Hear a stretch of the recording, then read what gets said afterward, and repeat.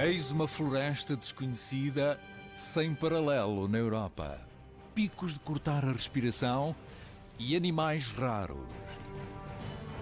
Aves de rapina gigantes encontram o seu último reduto nestas paisagens de sonho. Os habitantes da montanha, pequenos e grandes, vivem num mundo composto por água, rochas e floresta. Durante todo o ano, as cores das estações convidam a uma viagem até ao mundo invulgar da montanha. O lado selvagem dos Pirineus. A Sinfonia das Cores.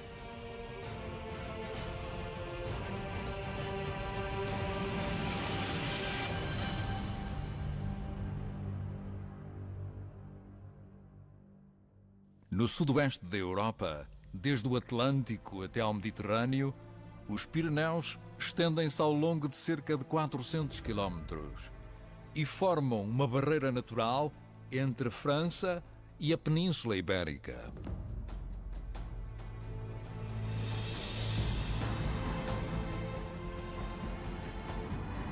Parece impossível uma região montanhosa ser assim tão diversificada.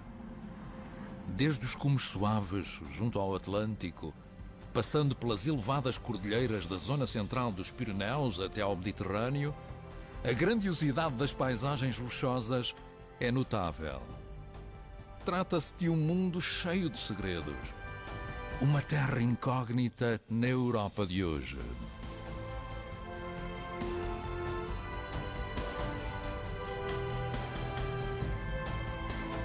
Com 3.404 metros de altitude, o Aneto é o pico mais alto dos Pirineus. Domina uma cordilheira que surgiu na mesma altura que os Alpes, há cerca de 80 milhões de anos.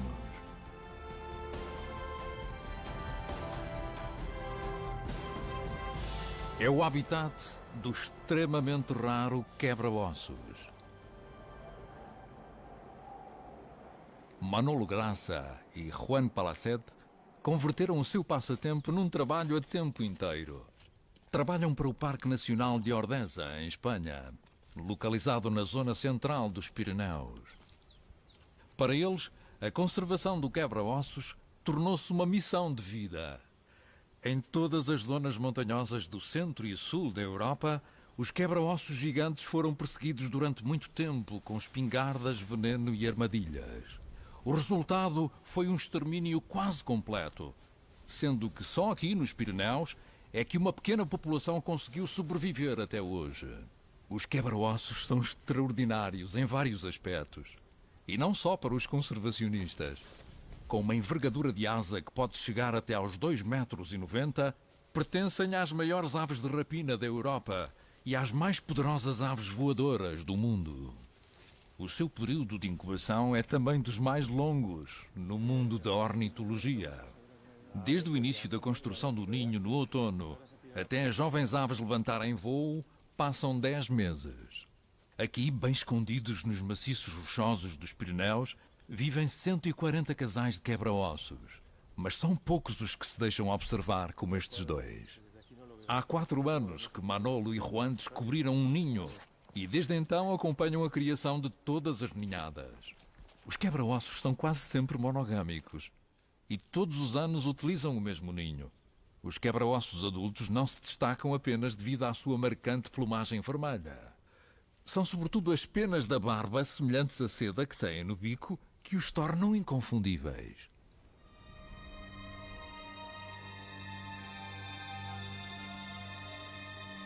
O Parque Nacional de Ordesa, em Espanha, faz parte das paisagens mais espetaculares dos Pirineus. Os seus desfiladeiros selvagens fazem lembrar o Grand Canyon, na América. Em 1918, o rei de Espanha declarou-o área protegida e 80 anos mais tarde foi considerado Património Cultural da Humanidade pela Unesco.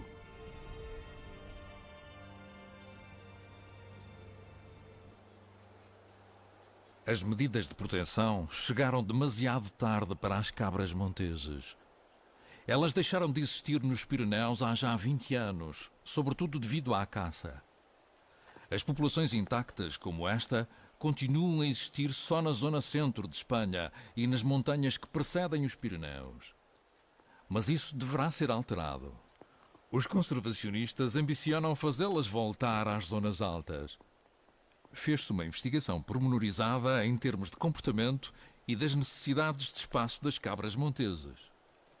As hipóteses apresentam-se boas para a transferência de alguns animais. Estes senhores dos rochedos e das pedras dão a impressão de serem imunes a tudo.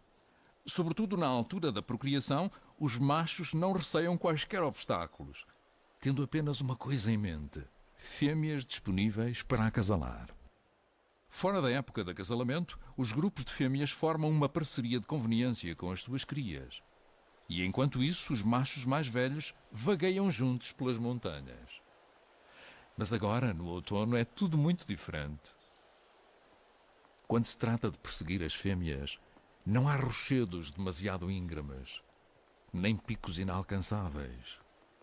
Os machos mais bem-sucedidos já transmitiram os seus genes a muitas fêmeas e garantem assim a continuidade da espécie. Quando o ritual de acasalamento chega à sua fase mais acesa, os machos dominantes tentam impressionar as fêmeas, fazendo estalidos com a língua e estendendo o pescoço. Precisam de muita resistência, porque as fêmeas preferem machos fortes, em boa forma física. Estes dois não se conseguem conter. Num duelo, estes dois machos mais velhos querem deixar bem claro de uma vez por todas qual deles é o mais forte.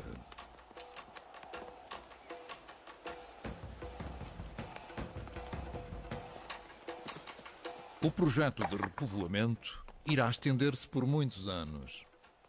Para isso, também devem ser estabelecidas novas áreas de proteção a que nem os turistas nem os caçadores tenham acesso. Ainda não se sabe ao certo quantos animais serão transferidos, mas há uma coisa que os conservacionistas querem evitar: que no nosso tempo e na Europa se assista à extinção de uma espécie animal. O destino da cabra montês não se deve repetir. Se as pessoas o compreenderem, também os raros quebra-ossos sairão beneficiados.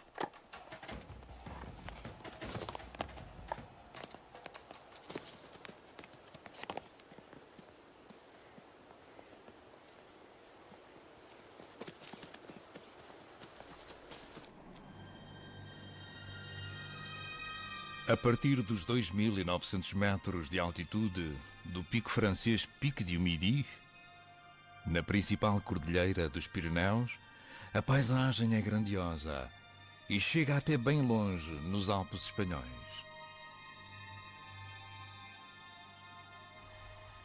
Acima da linha de árvores, é possível observar uma espécie animal que é conhecida nos Alpes e que tem lá os seus antecessores.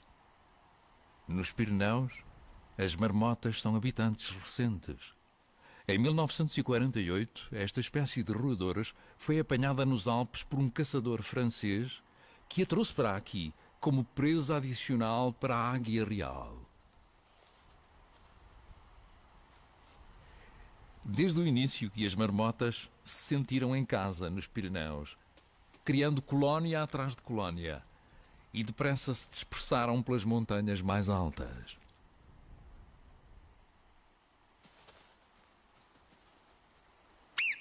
Estes gritos repetidos são um sinal de alarme.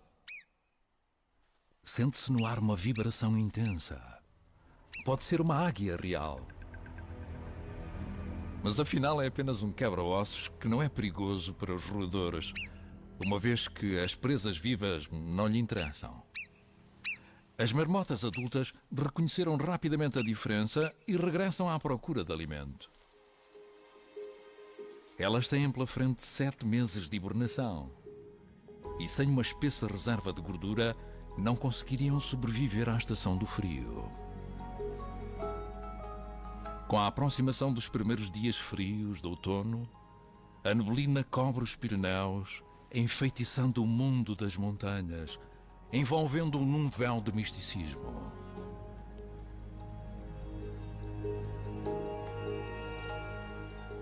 É especialmente nas pastagens alpinas mais altas dos Pirineus Ocidentais que durante todo o ano encontramos cavalos que vivem aqui de forma selvagem, avançando livremente através das montanhas. Os potoques são póneis grandes e robustos, que não sentem a diferença entre o calor do verão e o frio gélido dos meses de inverno. Antigamente eram criados na região montanhosa, uma vez que as pessoas mais pobres apreciavam a sua carne. Os contrabandistas aproveitavam a sua passada segura pelos caminhos secretos entre a Espanha e a França, porque os potoques eram especialistas a atravessar zonas íngremes e estreitas. Apesar de serem considerados dóceis, os impressionantes póneis só muito dificilmente se deixam apanhar. Para que o seu dono os possa pelo menos voltar a encontrar nas montanhas, tanto as fêmeas como os machos têm de usar um chocalho.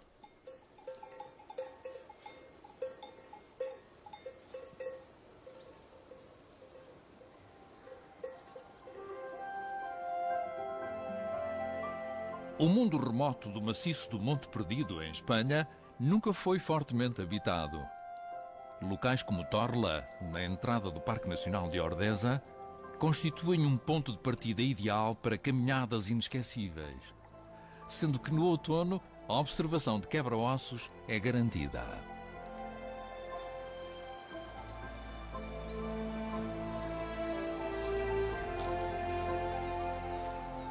Quer seja no vertiginoso desfiladeiro de Arisclo, em Espanha, quer nas cascatas do Val de Gerré, em França, quem caminhar pelos Pirineus está a viver a natureza no que tem de mais belo: o ar e a água, elementos da vida na sua forma mais pura.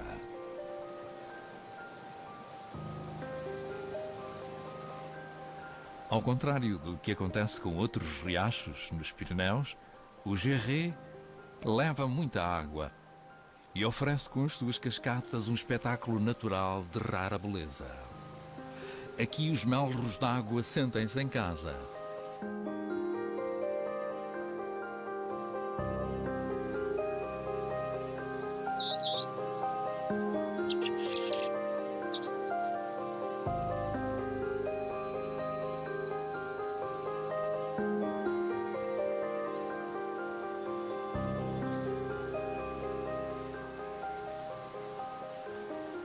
Atualmente, o mundo montanhoso do quebra-ossos é também o último refúgio de um outro animal tímido e raro. No caso desta espécie, as opiniões divergem como em nenhuma outra. O urso pardo está à beira da extinção nos Pirineus. Ainda há 50 anos, viviam cerca de 70 ursos nas zonas mais recônditas da montanha. Atualmente são talvez uns 10. Embora a caça ao maior predador europeu seja estritamente proibida aqui desde 1972, até há muito pouco tempo existiam disparos ilegais de caçadores incorrigíveis, tanto em França como em Espanha. Como noutro lado qualquer, são os medos primitivos dos seres humanos que tornam tão difícil a coexistência com os ursos, porque, em boa verdade, nos Pirineus, existe espaço suficiente para todos. No entanto, muitas pessoas não têm informação e tolerância suficientes para suportar um concorrente na questão da alimentação.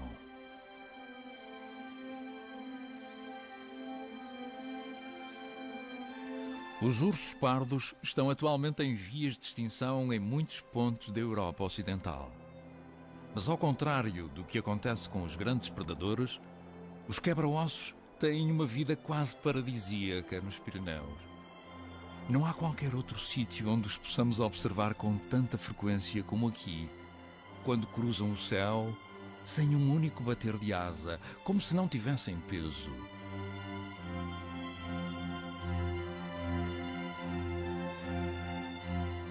Os abutres não são predadores ativos.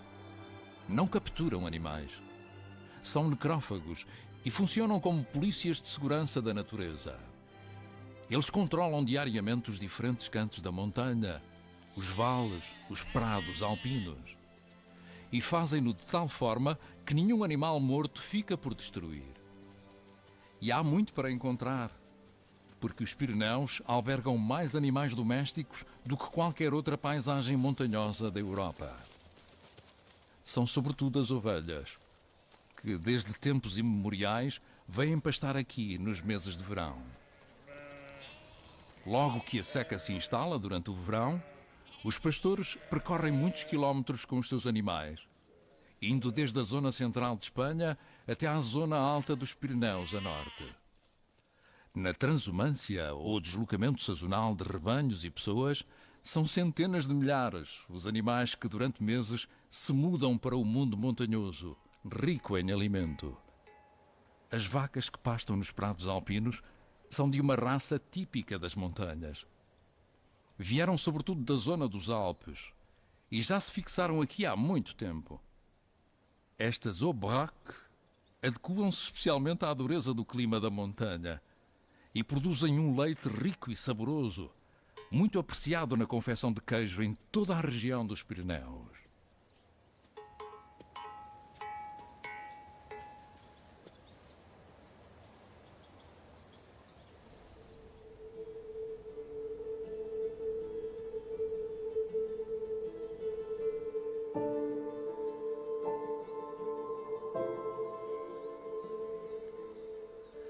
Quer sejam lagos glaciares naturais ou reservatórios construídos recentemente, não há qualquer outra cordilheira na Europa com tantas zonas úmidas num só espaço como os Pirineus.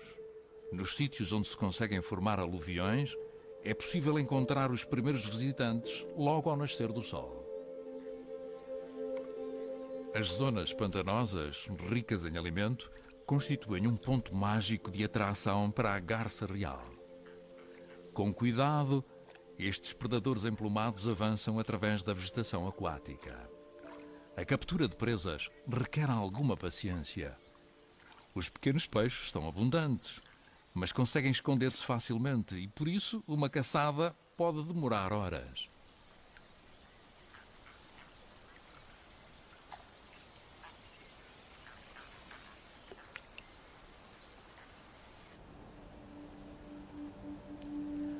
Quem descobre os Pirineus a pé, sente a força e a paz que as montanhas transmitem. Aqui não existe tráfego intempestivo, nem multidões que perturbem o local com ruído e cheiros.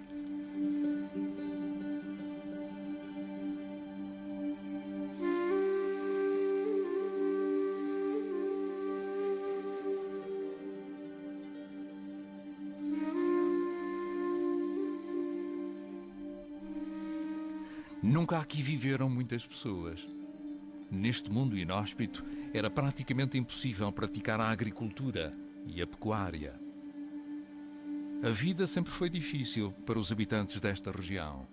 No lado espanhol dos Pirineus, nos bons tempos, era frequente surgirem pequenas aldeias que, passado pouco tempo, eram abandonadas.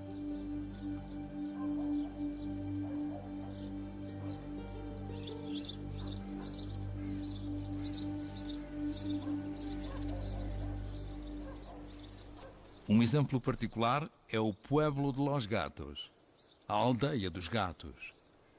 Aqui todos têm nome: Murli, Pablo, Pedro, Sofia, Carla e assim por diante. Vivem com os pardais nas casas e jardins que os seus antigos donos tiveram de abandonar involuntariamente há muito tempo. Durante a Guerra Civil Espanhola, travaram-se aqui duras batalhas. As tropas republicanas entrincheiraram-se nesta área e perderam contra os atacantes fascistas do general Franco. Os habitantes fugiram e a maioria nunca mais voltou. Só os gatos permaneceram.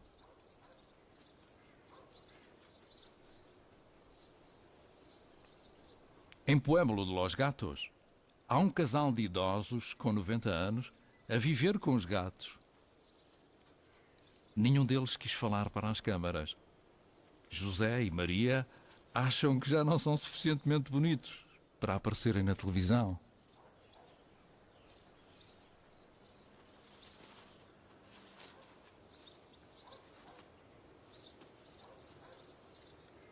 Um dos lugares preferidos dos gatos é a Ponta da Pedra da Chaminé.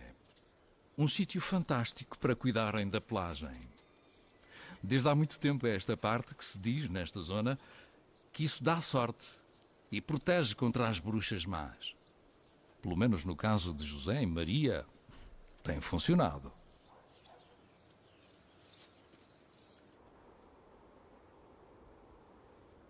Todos os anos, de agosto a novembro, é possível observar nos Pirineus um fenómeno muito especial. Nessa altura, há aves migradoras que atravessam as montanhas, seguindo rotas sempre iguais, à procura do acesso mais fácil rumo ao sul. A passagem por Linduz e Irati tem um significado muito particular. É no sítio onde as montanhas são mais baixas que é possível observar melhor as aves migradoras.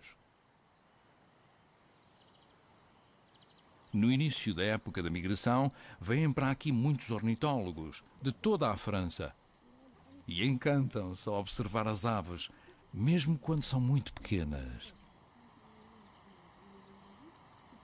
Quer se trate de pombos turcases, que por aqui passam às centenas de milhares, ou bandos de grãos comuns, todas as aves são contadas.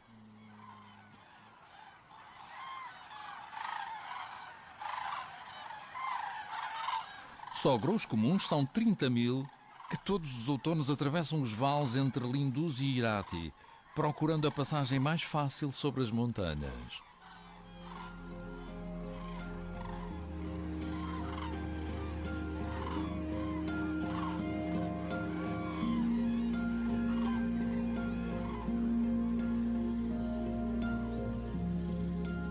As aves fazem bem em abandonar rapidamente esta passagem perigosa. Há centenas de caçadores à espreita nas encostas. A caça aos tordos e pombos é legal, mesmo que os defensores das aves lamentem cada tiro que é disparado.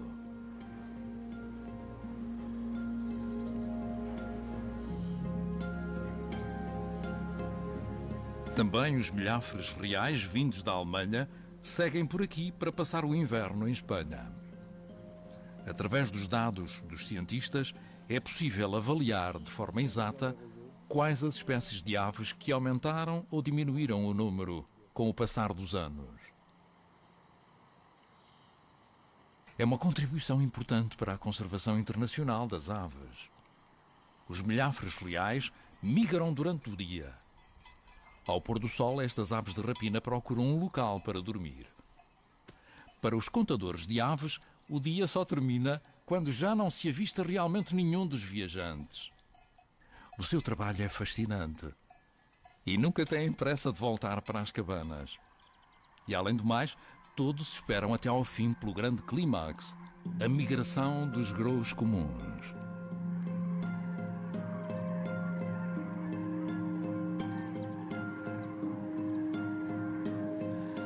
As majestosas aves têm as suas ninhadas no centro e norte da Europa. Agora viajam em grandes bandos para o centro de Espanha para lá passarem o inverno. Os grãos comuns viajam tanto de dia como de noite. Avançam especialmente bem quando apanham o vento pela retaguarda. Os seus chamamentos fazem eco pelas montanhas ao longo de vários quilómetros. É uma experiência inesquecível para quem observa estas aves.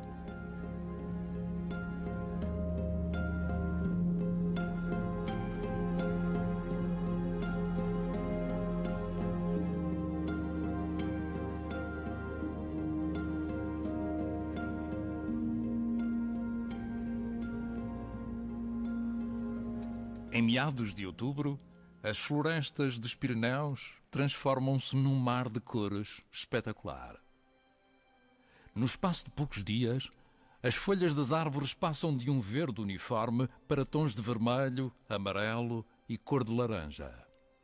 Quem se atrever a passar aqui um verão, nunca mais se esquecerá dos Pirineus. É uma festa para os sentidos.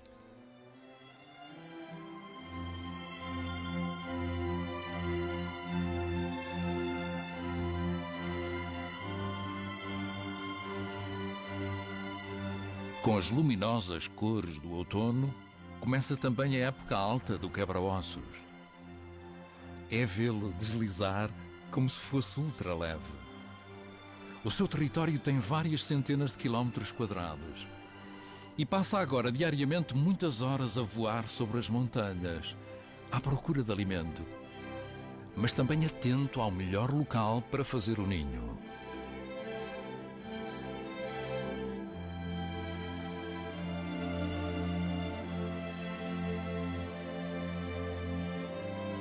Desde sempre que as cores das montanhas também atraem artistas aos Pirineus. O pintor José António Yanis imortaliza em tela os vales e cumes mais bonitos. Já registou com o pincel centenas de impressões da paisagem. António procura frequentemente inspiração nos Pirineus. Adora as montanhas onde vivem os quebra-ossos.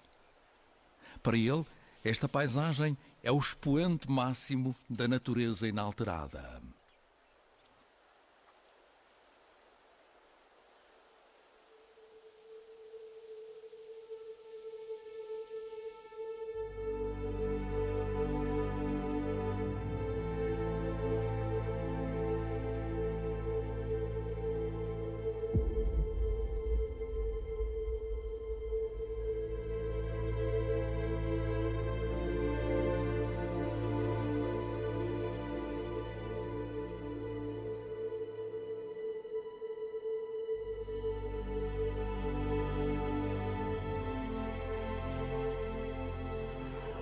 Todos os anos, no início de outubro, a natureza oferece um espetáculo de veras grandioso. O período de acasalamento do veado vermelho. O seu chamamento ecoa ao longo de quilómetros, através das florestas e desfiladeiros dos Pirineus.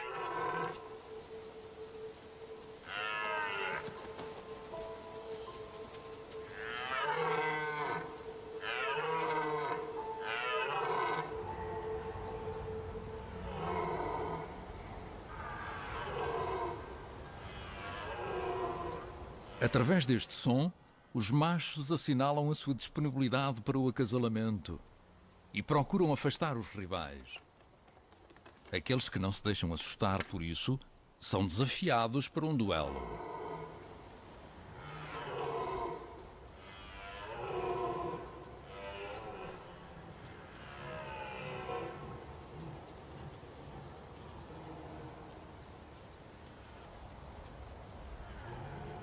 Durante quase todo o ano, as fêmeas vivem com as suas crias, longe dos machos. Agora, durante o período de acasalamento, é tudo diferente. Os veados mais fortes tentam conquistar o seu harém através da luta.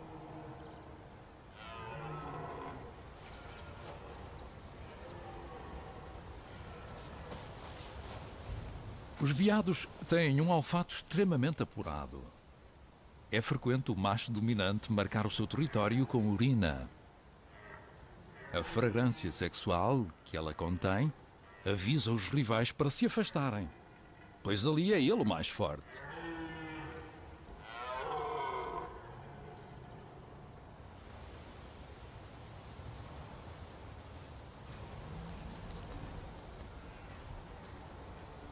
Os rivais marcham um ao lado do outro com uma passada firme e muito direitos. Os opositores procuram assim avaliar-se mutuamente. Valerá a pena lutar ou será que o outro é demasiado forte? Os jovens machos não têm qualquer hipótese contra o macho dominante. O poderoso macho conquistou as suas fêmeas e não está disposto a abdicar de nenhuma delas sem dar luta.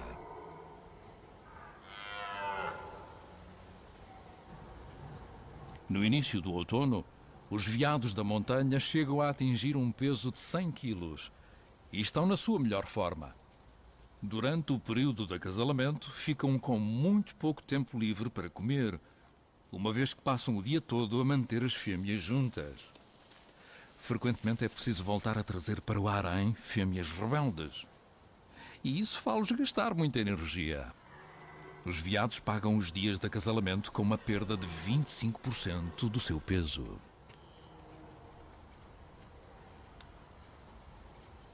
Sorrateiramente, quase sem ser notado, houve um urso fêmea que se aproximou, atravessando no seu passeio de montanha o território do veado vermelho. Para os veados adultos, não representa qualquer perigo, uma vez que só ataca animais feridos, carcaças ou crias. Além disso, os cientistas espanhóis e franceses descobriram que nos Pirineus os grandes predadores são sobretudo herbívoros, que se alimentam especialmente de frutos doces.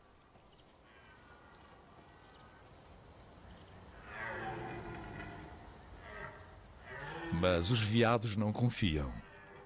Afinal, um urso é sempre um urso. E manter uma certa distância continua a ser o melhor seguro de vida por aqui. Esta pode muito bem ser uma das 4 fêmeas que foram apanhadas na Eslovénia para fortalecer a pequena população de ursos dos Pirineus. As recém-chegadas não só se adaptaram bem ao seu novo lar francês, como já foram até avistadas em Espanha. O urso fêmea aproveita os últimos dias agradáveis de outono para comer, até estar saciado. Pouco antes da queda da primeira neve, irá retirar-se para uma toca nas montanhas e hibernará durante os meses frios do inverno.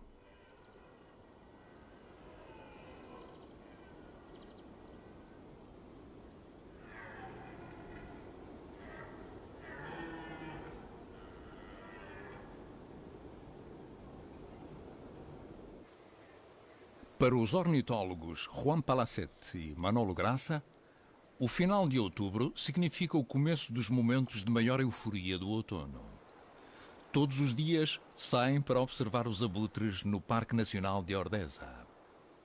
Tudo parece correr às mil maravilhas. Conseguem observar os seus protegidos quase todos os dias, nas proximidades do castelo, no Rochedo. Para os quebra-ossos, começa agora a época de acasalamento. É claro que a observação é sempre feita a partir de uma distância segura. Manolo e Juan não querem incomodar as aves de rapina. O casal de quebra-ossos estabelece os seus laços conjugais.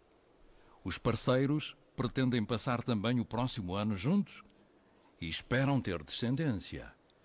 É a primeira vez que este casal se reproduz e ainda é tudo muito experimental. Só pouco antes de serem postos é que os ovos são fecundados. A plumagem de acasalamento deve cair. A cor vermelha indica que tomou um banho de lama rica em óxido de ferro. Aquele que apresentar um ar mais luminoso terá mais hipóteses de encontrar o parceiro perfeito. No outono, os ventos quentes mostram um espetáculo inolvidável no céu. Parecem ovnis, mas são nuvens estacionárias cujas correntes de ar são especialmente temidas pelos pilotos. Quem cai aqui dentro é sugado inexoravelmente para cima, como se estivesse num elevador. Com a chegada das primeiras tempestades do outono, o mundo montanhoso dos Pirineus torna-se imediatamente desconfortável. Os póneis Potok são viajantes duros e desafiam as condições mais adversas. Mas, pelo cair das primeiras folhas, não são eles os únicos a sentir que o inverno está mesmo à porta. E nessa altura, as tempestades podem durar vários dias.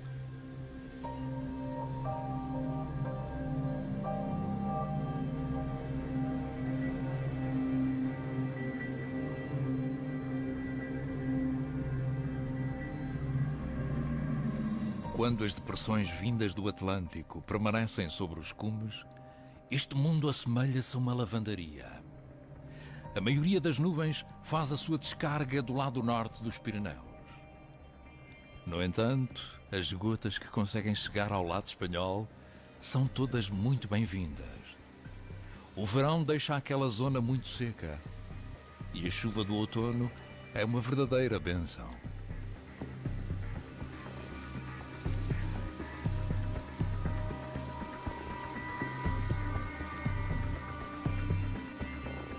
A previsão meteorológica?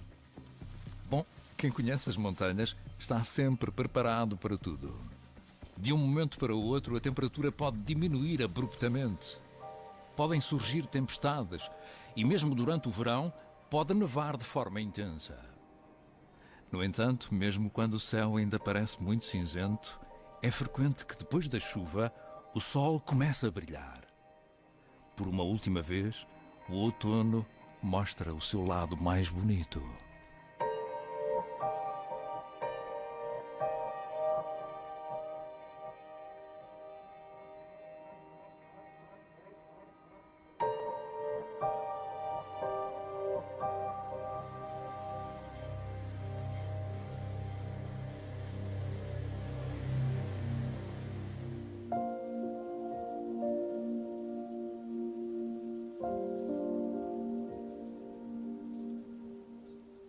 Com a chegada do outono, começa um tempo especial para muitos espanhóis, já que nos Pirineus crescem cogumelos em abundância.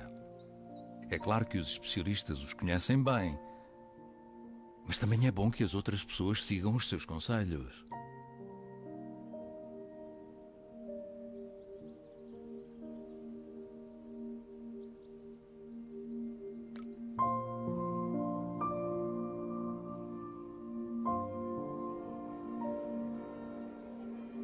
Todos os anos, no terceiro fim de semana de outubro, é possível ver uma exposição de cogumelos no mercado de Ainsa. Todos os cogumelos da região são aqui exibidos, desde as trufas mais pequenas até aos Calvatia gigantea, com o tamanho de uma bola de futebol. A exposição é organizada pela Liga para a Proteção dos Cogumelos dos Pirineus. Os especialistas pretendem indicar espécies raras e os cogumelos que não devem ser apanhados. Todos os anos, inúmeras famílias de apanhadores de cogumelos vão parar ao hospital porque alguma espécie venenosa acabou por estragar um alegado banquete.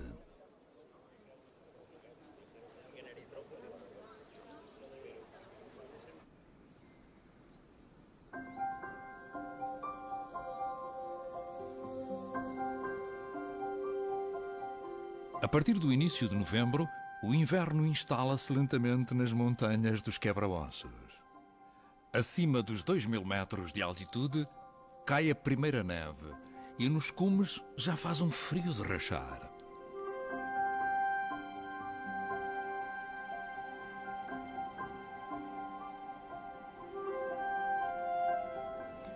Quebra-ossos em voo. É raro conseguirmos observá-los em exibições de tanta beleza. Com uma envergadura de asa de quase 3 metros, planam sem um único bater de asa, como se fossem penas ao vento. O voo não poderia ser mais perfeito. Precisam diariamente de uns bons 300 gramas de alimento, mas que são difíceis de encontrar. No entanto, desde que a paisagem não esteja coberta de neve, também encontram pequenas ossadas para se saciarem. Num voo baixo, o quebra-ossos controla com um olhar penetrante os cumes e os cantos dos rochedos, os vales e os desfiladeiros à procura de carcaças.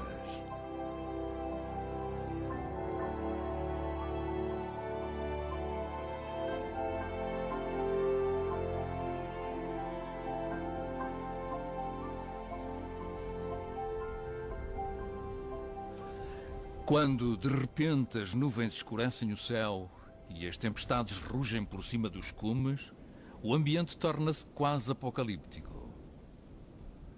No espaço de poucas horas, a temperatura diminui até aos 0 graus Celsius. Mesmo nos vales, é impossível deter o vento.